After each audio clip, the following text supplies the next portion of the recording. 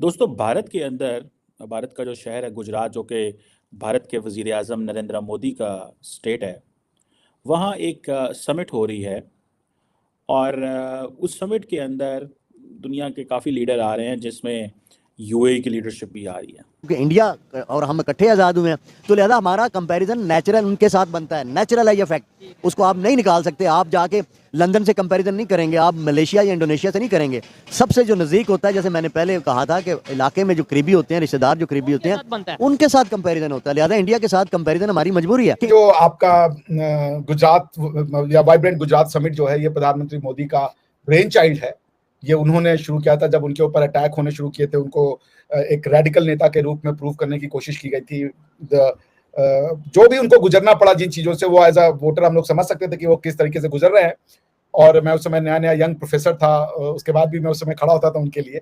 Anyways, तो उन्होंने एक अपनी ये गुजरात वाइब्रेंट गुजरात स्कीम चलाई, जिसमें वो दुनिया भर के इन्वेस्टर को इन्वाइट करते हैं और दुनिया भर के इन्वेस्टर्स आकर के वो फिर ये देते हैं कि आप आइए गुजरात में निवेश कीजिए और आपके निवेश को हम यहाँ पे इंश्योर करेंगे कि प्रॉफिटेबल वेंचर हो। आपको गवर्नमेंटल जो हैसल्स है उनके थ्रू नहीं गुजरना पड़ेगा। This is why prime minister Modi is famous for.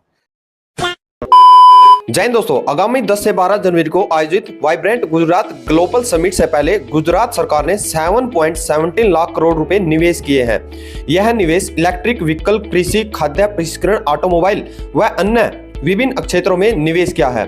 इसके साथ ही 3.17 लाख से अधिक रोजगार के अवसर पैदा किए जाएंगे। वाइब्रेंट गुजरात समिट सम्मेलन 2024 में 4 देशों के राष्ट्राध्यक्ष गुजरात आएंगे, जिसमें यूएई, चेक गणराज्य, मोजम्बिक गणराज्य, Democratic Republic of Timor, Leste के राष्ट्राध्यक्ष गुजरात आएंगे। तो पाकिस्तान मीडिया की जानिब से देखिए आप लोग क्या रेकमेंडेशन करके वीडियो शुरू करते हैं, जिसमें चेक रिपब्लिक के प्राइम मिनिस्टर भी आ रहे हैं, मोजम्बिक के प्रेसिडेंट भी आ रहे हैं। और समिट का नाम है वाइब्रेंट गुजरात 2024। पाकिस्तान जो है वो दुनिया को ये कहता है कि आए पाकिस्तान में आके इन्वेस्ट करें, और हम मुसलमान दुनिया के पास ही जाते हैं। लेकिन अनफॉर्चुनेटली वो उस तरह इन्वेस्ट करने नहीं आते जिस तरह हम उन्हें कहते हैं, लेकिन वो भारत में ज़रूर इन्वेस्ट करने जाते हैं। मैं देख रहा था कि अभी हाल ही में जापान जो है, एक स्कॉलर है, रिसर्च स्पेस के जो है, जो स्पेस साइंस के ऊपर जिनकी अंडरस्टैंडिंग है, स्पेस सेक्टर को समझते हैं, वो कहते हैं कि इंडिया जो है that will emerge as a bigger competitor to Japan then China in space. क्योंकि जापान जो है वो first ever pinpoint landing करना चाहता है चांद के ऊपर इस जनवरी में। सो कहा जा रहा है कि जो स्पेस रेस है ये हीट अप हो रही है 2024 में, जिसमें जो मेन प्लेयर्स होंगे वो जापान, चाइना और इंडिया होंगे। पाकिस्तान को ये खबरें क्यों नहीं मिलती? हमारी ये क्यों खबरें हैं कि हम लड़ रहे हैं, हमारे लोग मर रहे हैं? हम क्यों ऐसी खबरें हमारे पास नहीं आ पा रही? हम क्यों कंट्रीब्यूट नहीं कर पा रहे? हमारी डायरेक्शन क्या है? हम क्यों इस मंजिल पे हैं? हमारे सियासतदानों ने, एस्टैब्लिशमेंट ने, एलीट ने क्या ऐसा किया है? हम क्यों ये डिजर्व नहीं करते? ये बड़े इंपॉर्टेंट क्वेश्चंस हैं कि इंडिया की पॉलिसीज एडहॉकिज्म के ऊपर नहीं चलती, वो कंसिस्टेंटली काम करते हैं। अब उनको फायदा नजर आ रहा है तो दूसरे मुल्क की जो स्टेट्स हैं वहां जाके इन्वेस्टमेंट कर रही हैं। आखिर इतना बड़ा वो पैकेज दे रहे हैं तो तब वो इन्वेस्टमेंट कर रही है, क्योंकि उन्हें ये पता है, एश्योरेंस है, कंफर्मेशन है कि हमारी इन्वेस्टमेंट यहाँ डूबेगी नहीं। और गुज़िश्ता कई सालों का अगर इंडिया का आप ट्रैक रिकॉर्ड निकाल के देखें तो वहाँ दुनिया जहान की मल्टीपल कंपनीज काम कर रही हैं।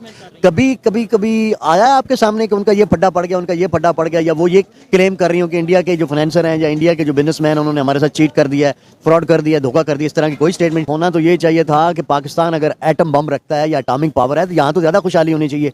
अगले इन्वेस्टर को तो यहाँ ज़्यादा एश्योरेंस होनी चाहिए कि यार एटम बम वाला मुल्क है, ये टूटेगा नहीं, इसके अंदर किसी किस्म की कोई ऐसी पॉलिसीज नहीं आएंगी, बल्कि दबाव में नहीं आएंगे। हाँ, दबाव, ये तो एक सिग्नल है, यानी इन्वेस्टर के लिए बहुत बड़ा सिग्नल है कि एटॉमिक पावर है, यहाँ हर तरह का मतलब चीज़ मौजूद है, गारंटी मौजूद है। एटॉमिक पावर हो के दुनिया में 7वें नंबर पे हम पूरी दुनिया में जलील हो रहे हैं। जलील होने की वजह क्या है? फिर ऐसे एटम बम का मैंने क्या करना है? देखो, इंडिया की जब हम बात करते हैं, ठीक है, वो कहते हैं कि कुछ सियासी इश्यूज होंगे तो पॉलिटिकल भी इश्यूज होंगे। यार मेरा आवाम का उन इशू से क्या ताल्लुक यार? स्ट्रेटजी तुम लोगों ने बनानी है, कोई ऐसी स्ट्रेटजी बनाओ जिसमें मुझे और आपको फायदा हो। का जो हुआ है आप विश्वास नहीं करेंगी, जो इस बार का प्रोजेक्टेड है जो मीटिंग होगी उसके पहले ही ना गुजरात सरकार का ये डेटा है कि 86 बिलियन का ऑलरेडी जो है वो साइन हो चुका है इन्वेस्टमेंट एग्रीमेंट। 86 बिलियन। टोटल 58 कंपनियां हैं, जिसमें आर्सेलर मित्तल भी एक है, ठीक है ना। और ये सोचिए कि 58 कंपनियों का 86 बिलियन सिर्फ गुजरात में। और ये जो सेक्टर्स है जिनमें ये इन्वेस्टमेंट किया जा रहा है, जैसे एनर्जी है, ऑयल है, गैस है, केमिकल्स है, इसमें, ठीक है ना। तो this is one of the things. ये जो आपका जो ये होगा global summit, vibrant Gujarat summit जो है, ये आपका 10 से 12 जनवरी के बीच में शेड्यूल्ड है, उस दिन होगा। और of course prime minister Modi जो है इसका इनॉग्रेशन करेंगे, क्योंकि उनका ही ब्रेन चाइल्ड था, ठीक है ना। तो और ये बाइएनियल इवेंट है, यानी कि हर 2 साल में एक बार होता है। This is what the speciality of this event. और मोदी जी को पहचान जो दी है, मोदी जी के डेवलपमेंट की पहचान, ये हमेशा उसका reason, one of the reasons ये रहा है, समझ रही है ना। तो अब आप चाहेंगी तो मैं आपको ब्रेकअप भी दे सकता हूं, क्योंकि कई मीडिया में आया है कि क्या क्या हुआ है। जैसे आर्सेलर मित्तल और निप्पॉन स्टील जो है, उन्होंने 1.14 ट्रिलियन रुपीज, यानी कि which comes out to be 13.68 billion rupees जो है, वो वादा किया है ग्रीन हाइड्रोजन प्रोजेक्ट में लगाने के लिए, जब वो स्टील प्लांट में इन्वेस्ट करेंगे, ताकि वो ग्रीन टेक्नोलॉजी रहे। उसके साथ साथ आप देखिए दूसरे जो सेक्टर है एनटीपीसी, यानी कि एनर्जी का सेक्टर है, उसमें इन 900 बिलियन रुपीज यानी कि $10.8 बिलियन जो है वो आया है कि 15 गीगावाट जो है रिन्यूएबल एनर्जी पार्क्स बनाए जाएंगे। Renewable energy, that's a good thing, यानी कि India is moving fast away from fuel, जो फॉसिल फ्यूल था या ट्रेडिशनल फ्यूल था, उससे अलग जा रहा है। तो 15 गीगावाट की क्षमता का एनटीपीसी के साथ एग्रीमेंट साइन हुआ है एनर्जी कंपनीज का, जो कि $10.8 बिलियन, जो कि 900 बिलियन रुपए होते हैं, वो इन्वेस्ट करेंगे, वेरियस एनर्जी पार्क बनाए जाएंगे। एनटीपीसी ने एक और इन्वेस्टमेंट को जो $8.4 बिलियन यानी $8.4 बिलियन का है, वो fuel cell electric vehicle mobility के लिए, क्योंकि हमारे यहाँ इलेक्ट्रिक व्हीकल मोबिलिटी पे बहुत ज्यादा ध्यान दिया जा रहा है। तो दोस्तों आप लोगों ने देखा, यानी कि भारत के अंदर यूएई से, भाई जहां पर पाकिस्तान भीख मांगने आता है, वही देश आज भारत में इन्वेस्ट करने के लिए आ रहे हैं। यानी कि 2023 और 24, मैंने बोला भाई कि मैं हर वीडियो में बोलता हूं लास्ट में कि 2023 इन्वेस्टमेंट का ईयर है और 2024 इसके रिजल्ट का। यानी कि आप इसको एक एग्जांपल से समझ सकते हैं कि 2023 में हम एक पौधा लगा रहे हैं, जिसका 2024 में फल मिलेगा, और पानी आपको 2024 में देना है वोट के रूप में। देखिए यूएई इतने बड़े बड़े, यानी कि भाई आज गुजरात ऐसा हब बनता जा रहा है। वहां पर आप डायमंड हब, वर्ल्ड का सबसे बड़ा वहां पर जो है इमारत बना दी गई है। स्टेडियम, नरेंद्र मोदी स्टेडियम, विश्व का सबसे बड़ा स्टेडियम वहां पर बना दिया गया है। ऑटोमोबाइल सेक्टर है वहां पर। यानी कि आप लोग अगर देखिए, विश्व का कोई भी कंट्री गुजरात में आकर इन्वेस्ट कर रहा है, तो उसको वहां से किसी भी चीज की जरूरत नहीं पड़ेगी कि उसको वहां पर नीड हो। देखिए वहां पर समुद्र है, आप हवाई से यात्रा से वहां पर अपना सामान ले जा सकते हैं।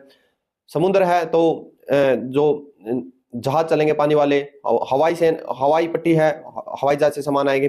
और पूरे ऑल इंडिया में अगर कहीं दूसरे अपने ट्रेड करनी हो तो सड़कें हैं। यानी कि टोटल ओवरऑल सेफ्टी सिक्योरिटी सब कुछ इंडिया आज प्रोवाइड करा रहा है कोई भी मुल्क को। तो पाकिस्तानी जहां पर रो रहे हैं कि भाई 97-47 में एक साथ 2 कंट्री बनी है, और आज पाकिस्तान और भारत कहां अपनी। देखिए मोदी साहब ने जो सपना लिया है 3 ट्रिलियन थर्ड लार्जेस्ट इकोनॉमी लाने का, तो वो सपना है अभी हाल ही में, अभी देखिए अगले सीजन में नहीं, अगले 1-2 साल में वो कंप्लीट होते हुए आप और हमको नजर आ रहा है। आप लोग क्या रिकमेंडेशन में जरूर जय हिंद, जय श्री राम।